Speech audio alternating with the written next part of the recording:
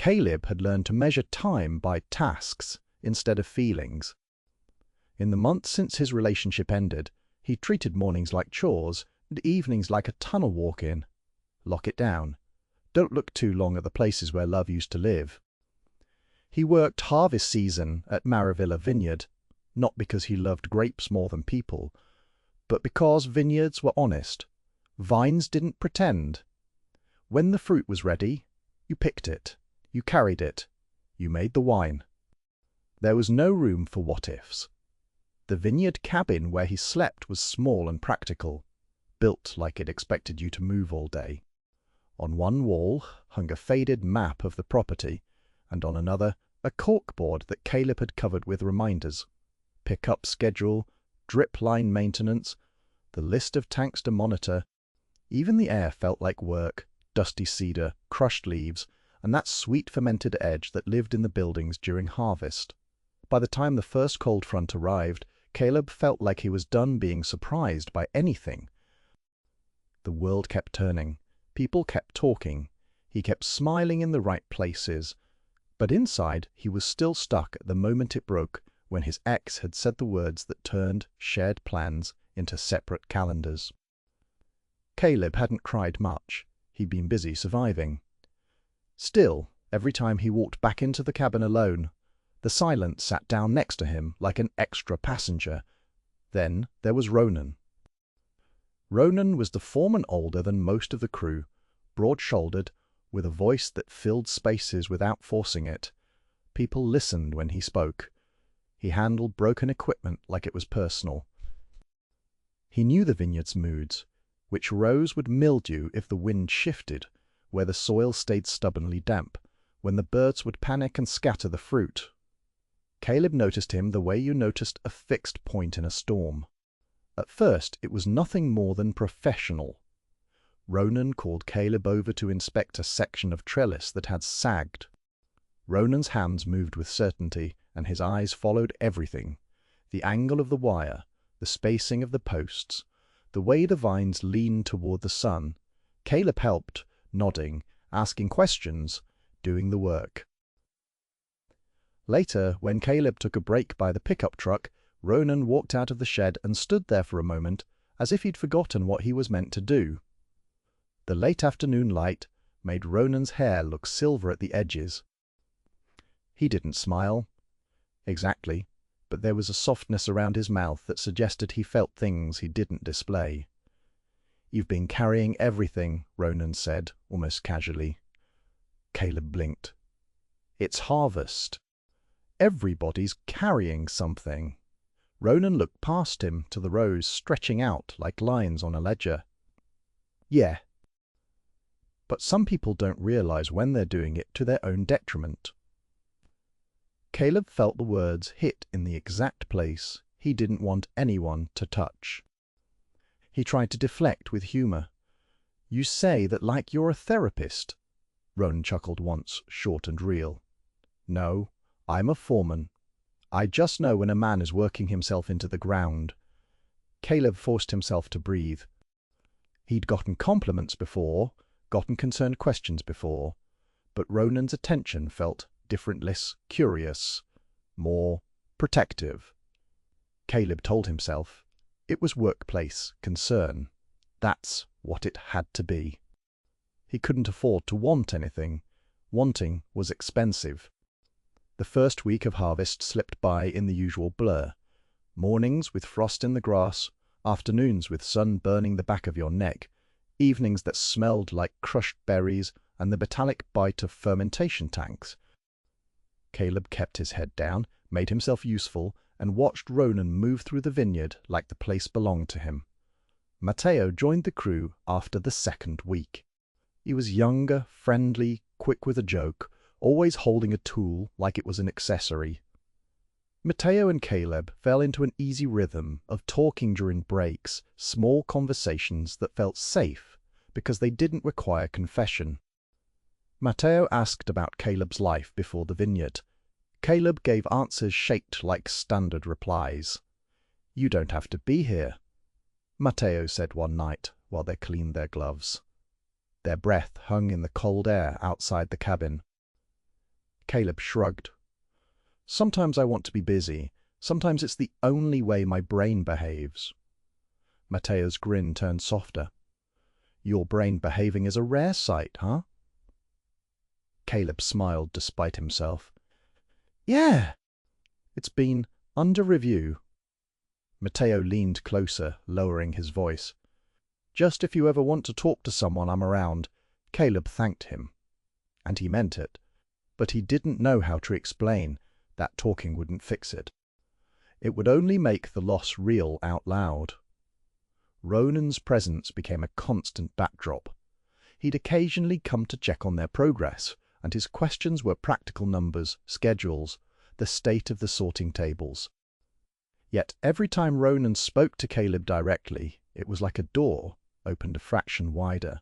One evening, close to midnight, Ronan came out of the main house toward the work sheds.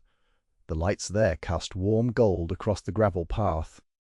Caleb heard the footsteps before he saw Ronan. His body tensed automatically old patterns of readiness, as if something bad might happen if he relaxed.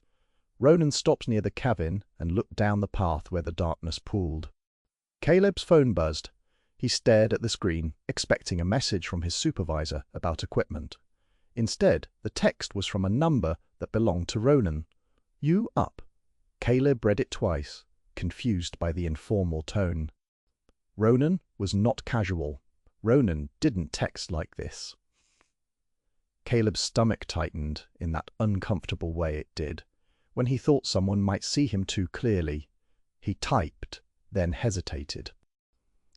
Finally he answered, "What's up?" 3 dots appeared. Then Ronan wrote, "Need help? Can't leave it like this." Caleb looked at the darkness around the cabin. "Need help with what?"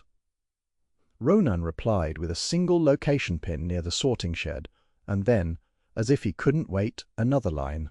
"Come." Tonight, Caleb's hands went cold. He told himself it could be equipment. A leak, a broken motor. It was harvest. Stuff went wrong all the time, but his mind, trained by heartbreak, kept searching for the hidden meaning behind the request. He messaged Matteo from the cabin door, keeping it vague. "You still up?" Matteo replied quickly. "Yeah, what's going on?" Caleb typed, then deleted, then typed again. "Ronan needs help at the shed." "I'm heading over." Matteo's response came with a slow caution. "Okay, but you better not be alone out there." Caleb stared at the message and swallowed. "I'll be fine." He opened the cabin door, grabbed his jacket, and stepped into the night air. The sky was clear enough to show stars like scattered salt. The vineyard rows disappeared into blackness, the trellises forming repeating shadows that made everything feel larger and more distant than it was. When Caleb reached the shed, he found Ronan standing beside a portable generator. The light from the shed's open door spilled across Ronan's arms and shoulders, making him look carved from warm steel. "You came," Ronan said. Caleb forced a calm voice. "You texted like you were in a different world." Ronan's mouth twitched, not quite a smile. "We're all in different worlds. Harvest just makes it obvious." Caleb leaned in, checking the generator's casing. It had a strange smell, like something had overheated. Ronan handed him a tool without looking away, and their hands brushed when Caleb reached for the same screw. For a moment, Caleb's brain stopped functioning the way it did whenever someone touched him with no agenda. Ronan's hand was warm, solid, and careful. "What happened?" Caleb asked. Ronan exhaled. "I tried to fix it.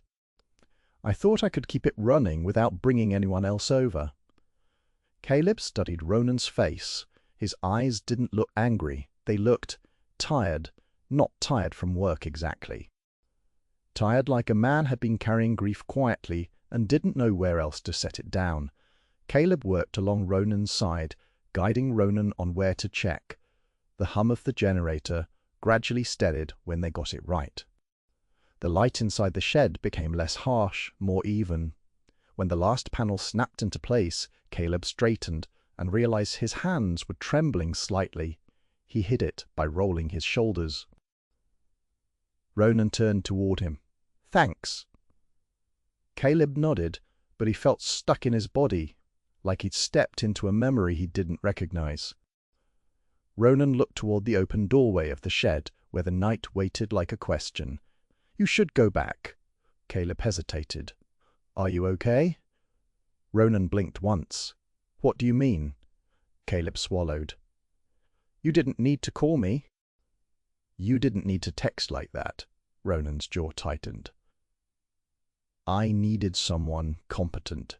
And you, the way he said you made Caleb's heart stumble. It sounded like respect, and also something that reached deeper. Caleb tried to be rational. "So, that's it. Equipment." Ronan's voice softened. "Sometimes it's equipment. Sometimes it's the only excuse we can say out loud." Caleb stared at him, unable to tell if Ronan was joking. Ronan didn't look like he was playing. Ronan's shoulders sagged a fraction, as if he'd loosened a strap he didn't realize he'd been wearing. Caleb's pulse slowed, but didn't settle. "Come inside," Ronan said suddenly.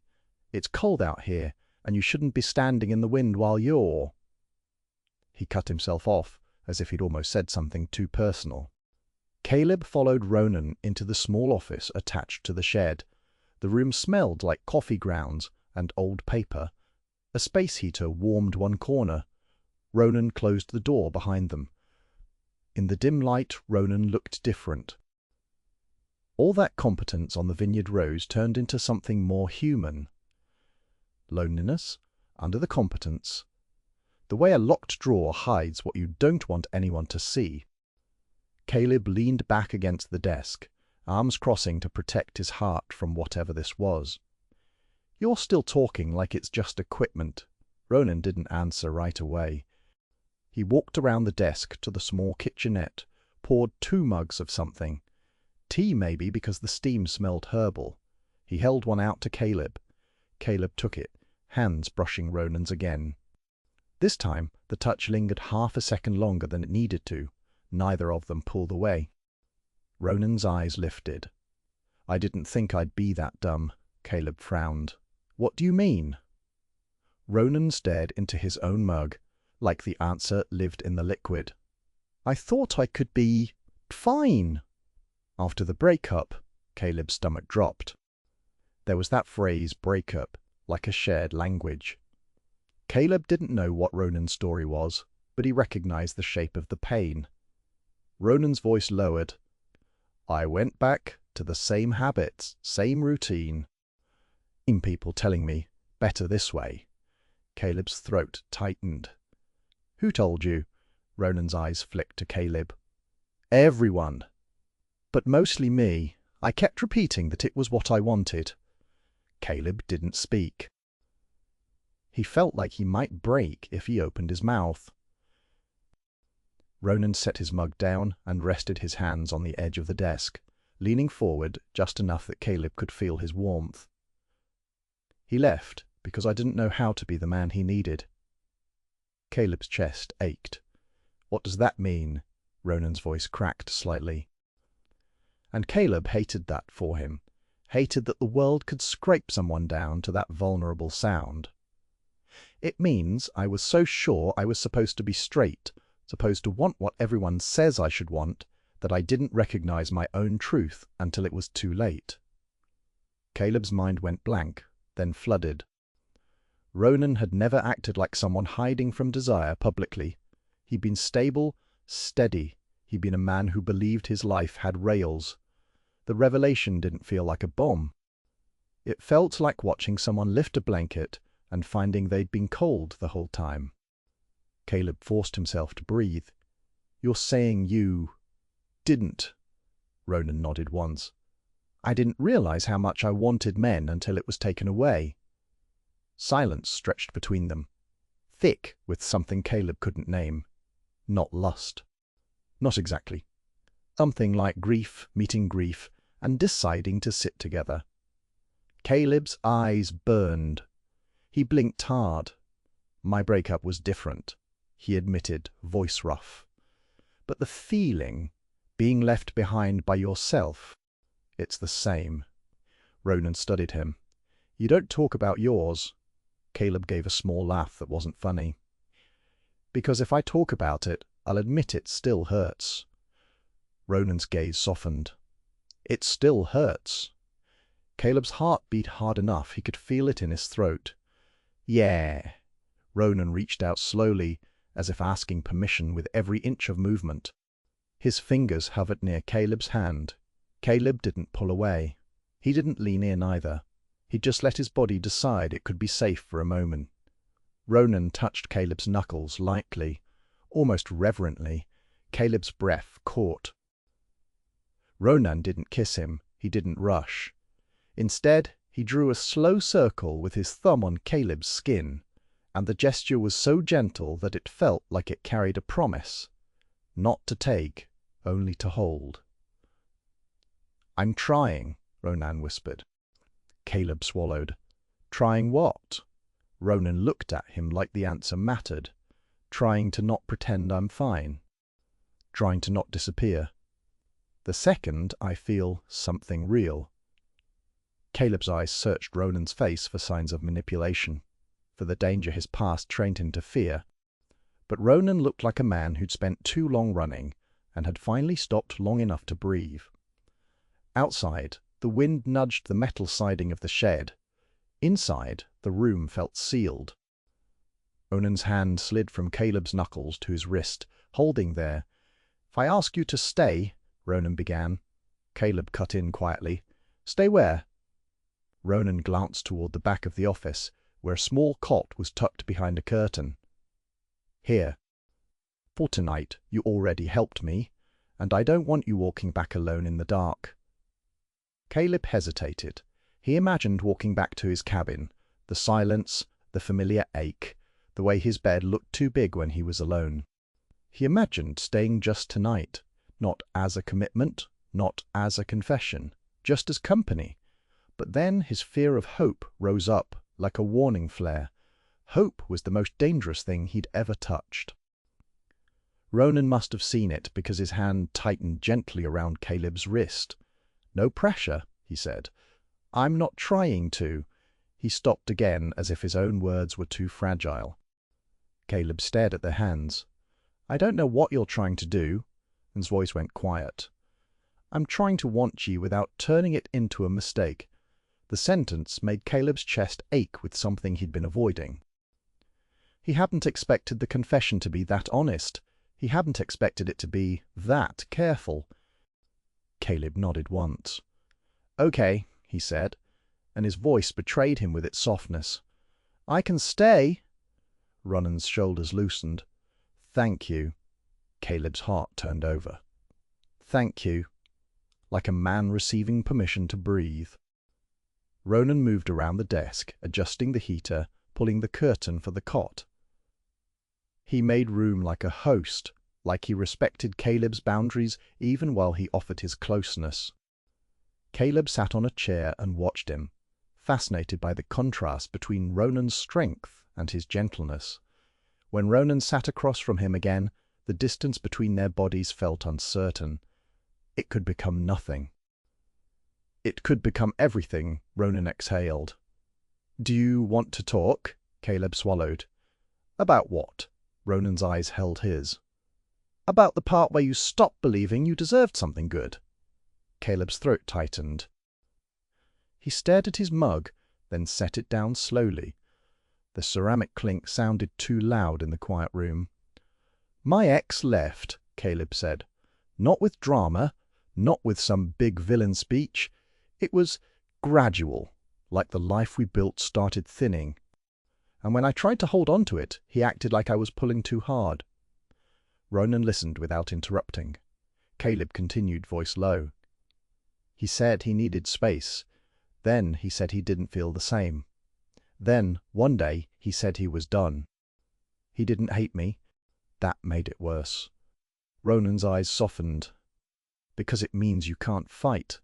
Caleb nodded, swallowing around the ache. Yeah.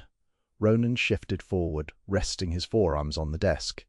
I hated myself for not seeing my own truth sooner, he admitted. I kept thinking if I worked hard enough, I could make the feeling go away. Caleb's gaze lifted to Ronan's face. What feeling? Ronan's mouth parted, and he looked away for a moment, like he was afraid the answer might embarrass him. When I was younger, Ronan said, I had friends. He stopped, searching for a way to say it without being crushed by it. I had moments, touches, glances. I told myself it was nothing. I told myself I could be happy anyway, because I didn't want to be the man who broke the expectations. Caleb watched Ronan carefully, feeling the tenderness in his confession. And then the relationship ended. Ronan continued, and I realized I'd been mourning a person I already said goodbye to in my own head. Caleb's eyes burned. That sounds like drowning without water? Ronan finished gently. Caleb laughed once through his tears. Yeah, exactly. Ronan reached his hand out again, slower this time, and Caleb let him. Ronan's thumb brushed Caleb's cheek careful, like he was learning the shape of consent on Caleb's skin. Caleb leaned into the touch before he could stop himself. Ronan froze, then smiled slightly, as if he'd been afraid even wanting could be punished. Caleb, Ronan said, and Caleb flinched, not because of the name, but because hearing it sounded like a spotlight. Ronan corrected himself immediately, face flushing. Sorry. I shouldn't. Caleb shook his head. It's okay, he swallowed. You can say my name. Ronan looked relieved, but also overwhelmed, like the relief was a new emotion he hadn't planned for. The heater clicked as it cycled.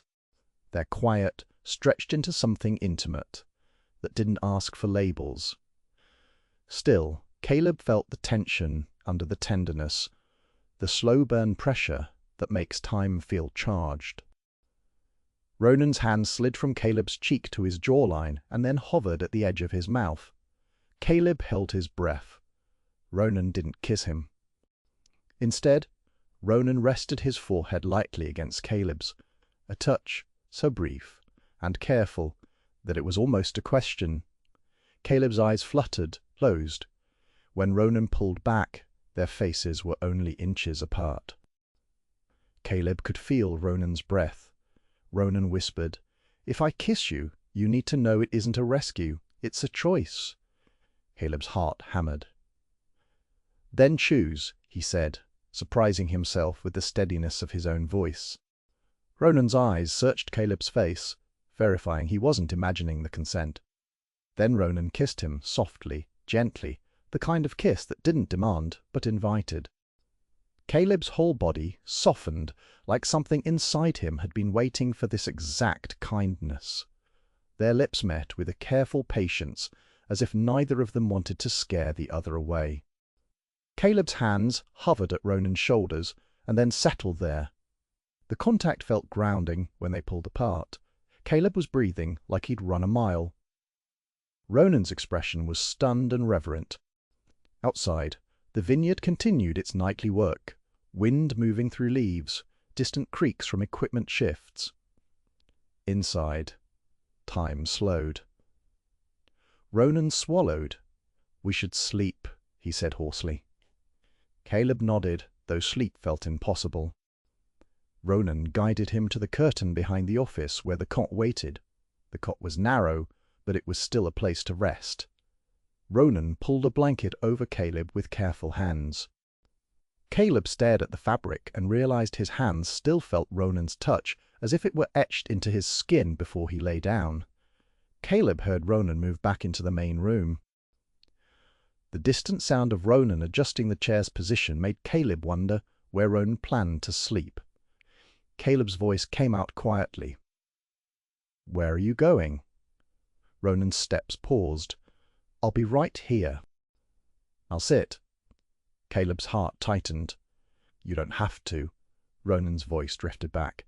"I want to. I need," he exhaled. "I need to prove to myself I can be close without taking advantage." Caleb's throat ached. Ronan wasn't just attracted. He was scared of hurting someone. Caleb lay back, staring at the ceiling. His mind kept trying to rearrange the story back into something safer. It was late. It was cold. The generator broke. But the kiss didn't belong to the excuse. The tenderness didn't belong to an accident. Eventually, Caleb drifted toward sleep, in short, guarded breaths. He woke once, unsure how long it had been. The office was dim, warmed by the space heater. Ronan sat nearby, motionless, watching the heater's glow like it was the only thing he trusted. Caleb's eyes followed the line of Ronan's posture, shoulders slightly hunched, hands resting together. There was something in that stillness that looked like self-control, not distance. Caleb shifted carefully, and Ronan looked up immediately, as if he'd been listening for Caleb's breathing. "Morning," Caleb whispered. Ronan's gaze softened. "Not yet, but you're awake." Caleb's heart lifted and sank at the same time. Waking meant the night had ended. It meant they'd have to face the daylight with whatever feelings they'd earned. Ronan stood slowly, careful not to wake the whole world. "You okay?" Caleb nodded. Scared," he admitted. Ronan's eyebrows drew together. Of what? Caleb swallowed. That this was just a later night moment. Ronan's expression tightened with something like hope and fear fighting for space. "And if it wasn't?" he asked. Caleb looked away, ashamed of how much he wanted it to continue. "Then I don't know what to do with it." Ronan came closer, stopping at the edge of the cot. "You don't have to do anything. We're just two men in a vineyard cabin. We don't have to turn it into a grand story to make it real." Caleb's eyes found Ronan's again. "But it already is." Ronan smiled faintly. "Then we'll take it 1 hour at a time." Caleb's chest loosened at that. 1 hour at a time was survivable. When sunlight finally crept in, the morning felt softer than expected. The vineyard's routine resumed. Roosters from somewhere outside the property, distant car doors, the faint buzz of insects warming up in the vines. Ronan and Caleb emerged from the shed office together, like they'd practiced it in dreams. Caleb carried his mug. Ronan carried a toolbox and moved with his usual steadiness, but his hand kept finding Caleb's handle for moments, as if he couldn't stop himself. Matteo appeared near the sorting table, rubbing his eyes. He paused when he saw Caleb and Ronan's closeness. "Ah," Matteo said, blinking hard.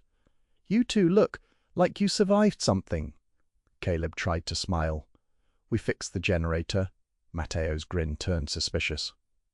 "Yeah, I bet you did." His gaze lingered, reading the warmth between them like it was written in the air.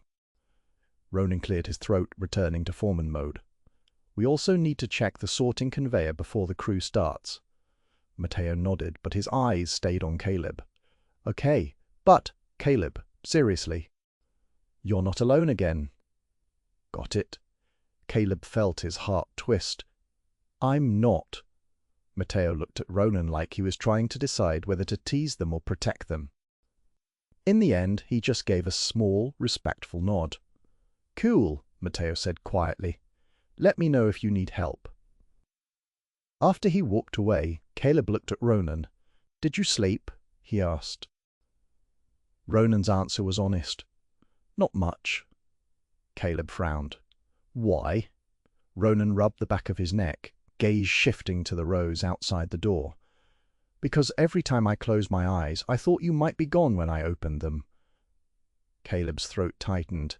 "You thought I thought you'd regret it," Ronan said. "That's what heartbreak teaches you. People disappear. We pretend it doesn't hurt, and then it hurts more." Caleb stared at him, stunned by the intimacy of the thought. "You're still blaming yourself." Ronan's lips parted, then closed. "Maybe I always will. But I don't want this to be another goodbye, disguised as choice." Caleb let the words settle. He realized he wanted to tell Ronan that he'd been doing the same thing, turning hope into a locked door so it couldn't be taken from him. But he didn't want to turn this into a fight. He walked closer until their shoulders nearly touched. "I don't regret it," he said. Ronan's eyes flicked up. "Then what?" Caleb swallowed. "Then I just don't know how to be brave in the daylight." Ronan nodded slowly. "We can be brave together." The day moved like it always did. Bins filling, hands picking, voices calling across rows. Yet Caleb's body felt different, as if the vineyard had shifted just enough to make him aware of every breath. He kept catching Ronan's eye. Their conversations grew quieter without becoming distant. Ronan asked practical questions, but his gaze held warmth. Caleb answered, and sometimes their words paused in the middle of sentences because neither of them could pretend the kiss hadn't happened. By late afternoon, Crew took a break near the shade of a vine canopy. Caleb sat on an overturned crate, peeling an orange he'd brought from his lunch bag. Matteo sat beside him, chewing thoughtfully. "Okay," Matteo said, voice low. "I'm gonna ask, but you can tell me to mind my business." Caleb swallowed. "Ask." Matteo's eyes moved between Caleb and Ronan, who was in the distance checking a stack of crates. "Are you into men, or are you just into the moment?" Caleb froze with the orange peel in his hand. Matteo wasn't being cruel. He was being careful, like he cared about the truth. Caleb looked down at the orange. "I'm into men," he said. The confession felt like stepping onto a bridge he'd avoided. Matteo exhaled softly, relieved and impressed. "Okay, and Ronan?" Caleb hesitated. "Ronan's figuring out his own truth." Matteo nodded. "That sounds exhausting." Caleb's laugh was quiet. "It is. But it's also—" He searched for the word that didn't sound too dramatic. "It's also peaceful." Matteo's expression softened. "That's a big word." Caleb nodded, eyes going distant for a second. He remembered the night he'd been alone in his cabin, the silence pressing in. He remembered how the kiss had felt like coming up from underwater. "It's weird," Caleb admitted. "I thought peace would feel boring, but it doesn't. It feels like finally being allowed." Matteo smiled. "Allowed to be who you are." Caleb's throat tightened. In the distance, Ronan turned his head toward them, as if he'd sensed the tenderness in the conversation. When Ronan walked closer, his posture was steady, but his hands trembled slightly when he held out a bottle of water. "Hydrate," Ronan said to Caleb. Caleb took it. "Bossy." Ronan's smile turned private. "Not bossy. Just careful." Matteo stood stretching. "I'm gonna go check the rows," he announced, giving them space without making it a big deal. When Matteo left, Caleb and Ronan were alone beneath the vine canopy. The light filtered green across Ronan's shoulders. Caleb looked up at him. "Are you straight?" he asked before he could stop himself.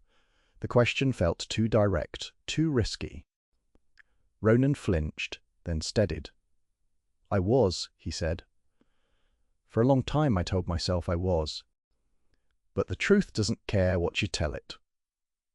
Caleb's chest tightened. "So what now?"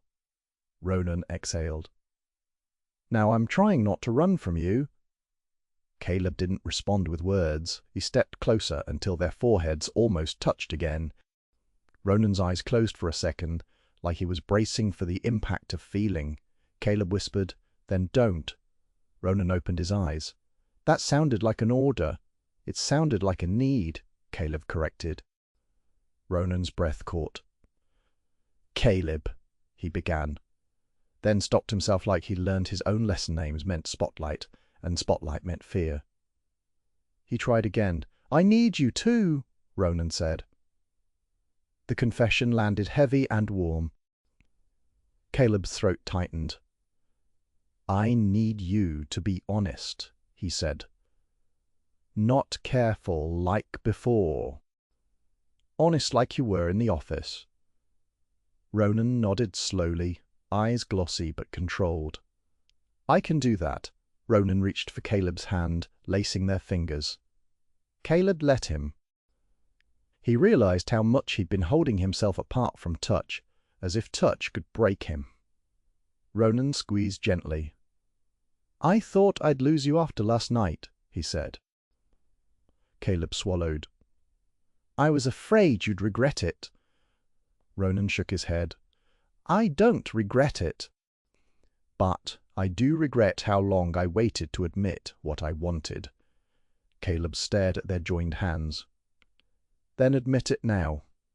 Ronan's eyes lifted to meet Caleb's. I want you, he said plainly. Not the way a man wants a distraction. The way you want to be seen, the way I wish someone had seen me before. Everything fell apart. Caleb felt tears press at the edges of his eyes again. He didn't want to cry in front of Matteo, in front of the crew, in front of the world. But Ronan's honesty was stripping his defenses like a slow unbuttoning. Caleb whispered, I don't know how to be believed after someone leaves. Ronan nodded, as if he understood too well.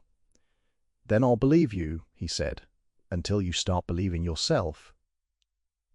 That night, the vineyard cooled quickly. The air smelled like wet soil and crushed grapes. As harvest ended for the day, the crew gathered near the main house for the usual check-in. Caleb stood a little apart, watching the way the light hit Ronan's face when someone spoke to him. Ronan's competence returned in public, but when the last workers left, Ronan waited for Caleb near the cabin porch. The porch steps creaked under Ronan's weight. He held the blanket folded over his arm, like he'd planned for the cold. His eyes flicked to Caleb's, searching. You okay? Ronan asked. Caleb nodded. Yeah, his voice softened. I just don't want to ruin this. Ronan's expression changed tender, but also determined. You're not going to ruin it. We're just learning it. Caleb looked at the blanket. Then why do you look like you're bracing for impact? Ronan's laugh was quiet. Because I am, Caleb's heart tightened. What happened? Ronan's eyes went somewhere far beyond the vineyard rows. I called my axe. Caleb froze. You did? Ronan nodded once. I wanted closure.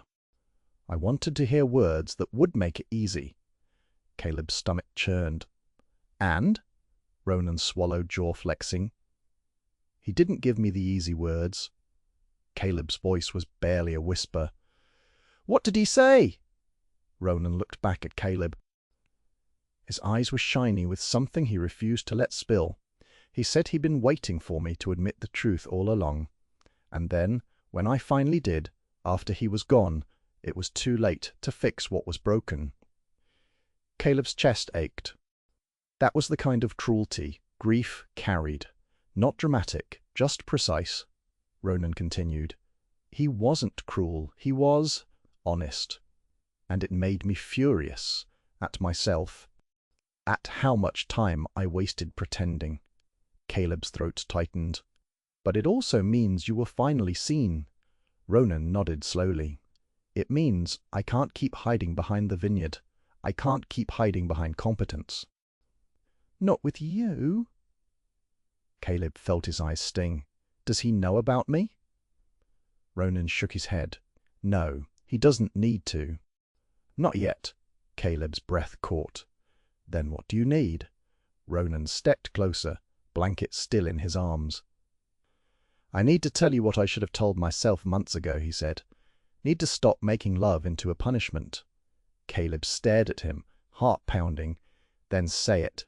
Ronan lifted the blanket and draped it over Caleb's shoulders. The warmth settled like permission. Ronan's voice grew careful again, like he was walking on glass. I like you, he said. Caleb almost laughed, because of course Ronan would start there. He'd been trained by life to start with safe words. Ronan looked at Caleb almost pleading. I mean it, he said. I like you, I want you, and his breath hitched. I'm ready to try again at being a good man. Caleb's chest rose and fell fast. Try with me, he said. Ronan's expression broke. not dramatically, but with real emotion. He looked like he could cry and was choosing not to because he didn't want to drown Caleb with his sadness. Caleb reached for Ronan's hands, pulling them from the blanket so they were free to hold each other. "I'm not fragile," Caleb said, voice shaky but firm. "I'm just tired," Ronan nodded. "Then rest against me," Caleb swallowed. "And if it gets hard—" Ronan's eyes met his. "Then we talk. We don't disappear." Caleb felt the promise settle in his bones. They sat on the porch steps together. The vineyard stretched behind them, rows of vines dark against the sky, the faint glow of distant lights from the sorting house. Somewhere, a distant animal noise echoed once and faded. Caleb's head rested against Ronan's shoulder. Ronan's arm wrapped around Caleb's waist, careful at first, then confident, like his body finally trusted what his mind had been afraid to believe. They didn't rush anything. They didn't turn love into a performance. They just held each other and let the night be real. Later, when Matteo came by to drop off a bag of supplies, he paused at the sight of them sitting close. Matteo didn't say anything harsh. He just smiled gently. "Don't burn out," Matteo said. "And if you need anything, ask." Caleb nodded, throat tight. Ronan lifted a hand in acknowledgement. Matteo left them there, not as a spectator, but as a witness. After Matteo was gone, Ronan leaned his head closer to Caleb's. "We'll keep it slow," Ronan promised. Caleb breathed out. "I want that." Ronan kissed Caleb's temple, a soft seal on a night that felt like a beginning rather than a fever dream. Caleb closed his eyes, letting himself believe for the first time in months that he wasn't destined to be left behind. The harvest continued. Days turned into the kind of routine that used to feel like prison and now felt like a shared task. Caleb still had moments of fear. He'd still flinch when loneliness tried to sneak back in. But Ronan kept choosing him in small ways, checking in before the crew started, offering a mug of tea when Caleb's hands were cold, walking with him between rows like it was the most natural thing in the world. One afternoon, when the last crates were nearly ready for shipment, Ronan and Caleb found themselves alone near the edge of the vineyard where the ground sloped toward a small row of cypress trees. Ronan stopped and looked at Caleb with a quiet seriousness. "I've been thinking," he said. Caleb's heart tightened. "About what?" Ronan's jaw moved as he swallowed. "About telling the truth out loud. Not just in the office. Not just at night, in the daytime." Caleb stared at the rose, then back at Ronan. To who? Ronan's eyes were steady. To Matteo. To the crew. Maybe to my family. I don't know how yet. But I can't keep living like it's a secret you can lose. Caleb's throat tightened. "I'm scared." Ronan nodded. "Good. It means you care." Caleb let out a breath. "I'm also scared because I care too much," he said. Ronan's smile was tender. "Then we do it together. You don't have to carry it alone." Caleb reached for Ronan's hand again, feeling that warm certainty in their fingers. "Will you still want me if I'm slow?" Ronan's answer came immediately. No hesitation. "I'll want you exactly like I do right now." Slowly, honestly, with my hands open. Caleb's eyes stung, but he didn't look away this time. He leaned forward and pressed his forehead to Ronan's, a quiet echo of the night in the shed. Their breathing synced. The vineyard around them was indifferent to romance, as vineyards always were. But inside Caleb, something had finally decided to grow. When the harvest season ended, there was still work to do. Wine still had to be made. Scheduling still had to happen. Life still moved forward like it always did. But Caleb wasn't moving through it alone anymore. On the porch of the cabin one final evening, Ronan pulled Caleb into a hug that lasted long enough for the fear to dissolve. Caleb rested his cheek against Ronan's chest and listened to the steady rhythm of his heartbeat. It wasn't a fairy tale. It wasn't perfect. It was two men learning how to be brave while the world kept spinning. Ronan's voice was quiet. "I used to think I was straight because it was easier," Caleb whispered. "And now?" Ronan's arms tightened gently.